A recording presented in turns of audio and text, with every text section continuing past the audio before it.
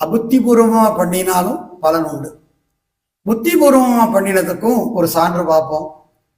சிலந்தியும் ஆனைக்காவில் திருநிடல் பந்தர் செய்து உலந்து அவன் இறந்த போதே கோச்செங்கண்ணானும் ஆக கலந்த நீர் காவிரி சூழ் சோனாட்டு சோழதங்கள் குலந்தனில் பிறப்பித்திட்டார் குறுக்கை வீரட்டனாரே.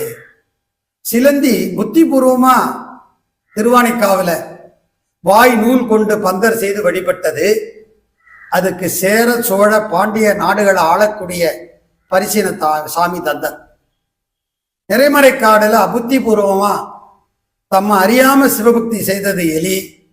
அத மகாபலி சக்கரவர்த்தியா மாத்தினார். ஆக சிவபெருமான சித்தம் கலந்து செய்தாலும் சரி, அது புத்திபூர்வ புண்ணியம். சித்தம் கலவாது வழிபட்டாலும் சரி, அது அபுத்திபூர்வ புண்ணியம். அந்த பூஜா பலன்கள் தத்தம் பலன்களை தந்தே செல்லும் என்பது சைவ நூல் நியதி.